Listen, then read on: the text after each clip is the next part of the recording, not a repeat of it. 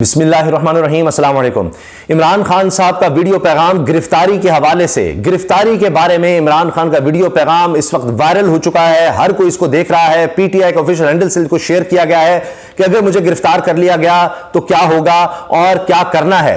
और खुद वीडियो पैगाम में इमरान खान साहब कह रहे हैं कि जब आप ये वीडियो पैगाम देखेंगे मुझे गिरफ्तार कर लिया गया होगा और शायद उसके बाद मैं आपसे कभी बात ना कर सकूं।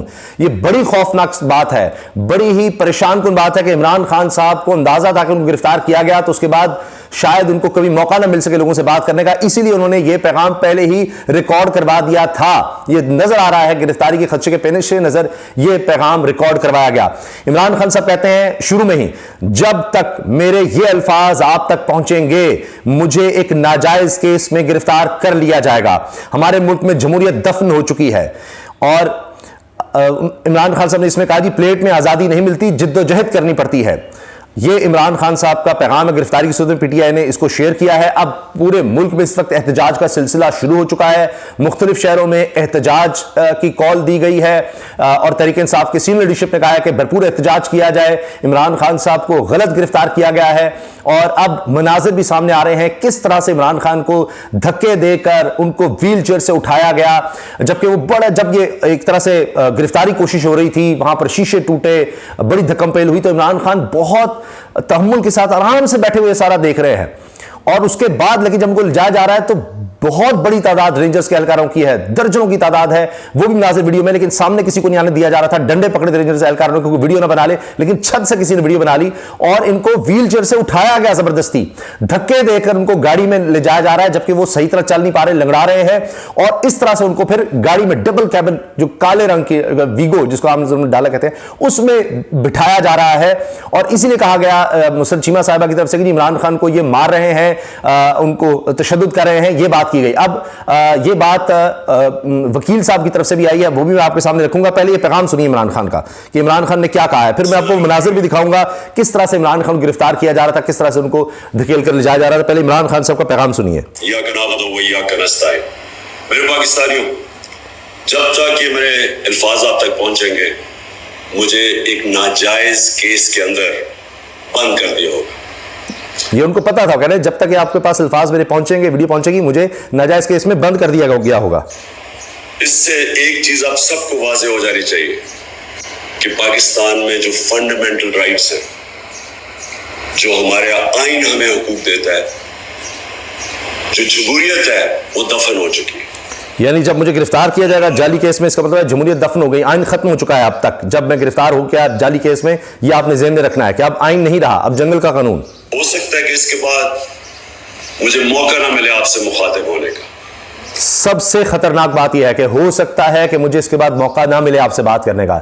इमरान खान साहब पहले भी कह रहे हैं कि मुझे जहर देने की कोशिश हुई, मुझे कत्ल करने की कोशिश हुई, मुझे मार देने की कोशिश हुई। ऐसे लोग वहां पर मौजूद थे कॉम्प्लेक्स में कि जिनको बाकायदा ट्रेनिंग थी कि रश में किस तरह से किसी को मारा जाता है पता ही ना लगे। और मुर्तज़ा भुट्टो की तर्ज पर मुझे घर पर हमला करने की कोशिश की। अब वो कह रहे हैं हो सकता है मैं कभी उसके बाद बात ना कर सकूं आपसे। इसलिए मैं 2-3 बातें आपसे करना चाहता हूं आज। सबसे पहले, पाकिस्तान की जो कौम है वो मुझे 50 साल से जानती है।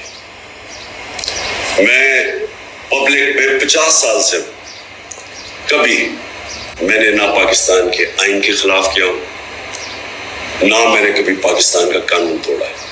ये वो 50 साल यानी जब से वो क्रिकेट खेल रहे हैं तब से एक स्टार बन गए थे, तब से लेकर अब तक इन पर बड़े इल्जाम लगे, बॉल टेम्परिंग का, वो केस इन्होंने बरतानिया में जीता।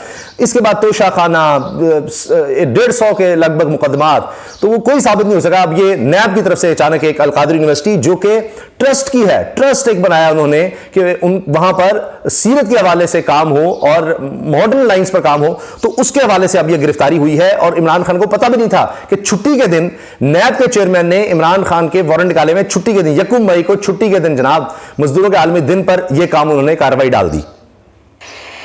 और मेरी हमेशा जब से सियासत में आया, मेरी हमेशा कोशिश हुई कि मैं जो भी अपनी जद्दोजहद करूं वो पुरअमन करूं, आइन जो मुझे हक देता है पुरअमन एहतजाज का, उसके बीच में रह के करूं।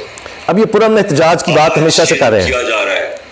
वो कहते हैं कि भाई तशद्दुद होगा, इश्तियाल होगा तो हमारा नुकसान है, हम तो इलेक्शन चाहते हैं। जो इलेक्शन चाहेगा वो क्यों इस तरह से करेगा, अनारकी क्यों फैलाएगा, जो इलेक्शन नहीं चाहेगा वो अनारकी फैलाएगा। तो बराह रास्त हुकूमत पर बात आ रही है। शहबाज शरीफ साहब लंदन में ही हैं, अब देखिए वो कह रहे हैं कि अब क्या माहौल है। ये इसलिए नहीं किया जा रहा कि मैंने कोई कानून तोड़ा है, ये सिर्फ इसलिए किया जा रहा है कि ये चाहते हैं कि मैं जो हकीकी आजादी की तहरीक है इससे पीछे हटूं।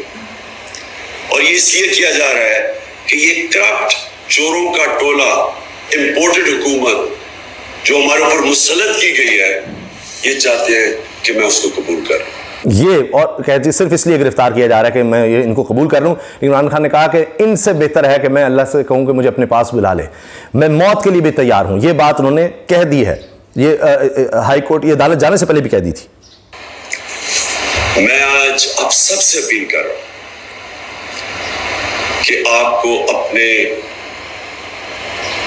हकूक के लिए, अपनी हकीकी आजादी के लिए सबको निकलना पड़ेगा। कभी भी किसी कौम को प्लेट में आजादी नहीं पकड़ाई जाती। अब एहतजाज का सिलसिला ये शुरू हो चुका है। 2 मिनट का क्लिप है इमरान खान का, इसलिए मैं चाह रहा हूं कि आप ये पूरा सुने। उन्होंने एहतजाज की कॉल पहले ही दे दी थी कि आपने बैठना नहीं है, आपने हार नहीं माननी। इमरान खान साहब ने जिंदगी में कभी हार नहीं मानी, उनको पता था ये उनके साथ होगा, मगर फिर भी वो पीछे नहीं हटे। वो डील कर सकते थे, मुल्क से जा सकते थे, पीछे हट सकते थे, लेकिन नहीं हटे। आजादी के लिए जद्दोजहद करनी पड़ती है, जहाद करनी पड़ती है, मेहनत करनी पड़ती है, और वही कौम फिर उसको अल्लाह तोहफा देता है आजादी का। ये वक्त आ गया है कि आप सब अपने हुकूक के लिए निकले।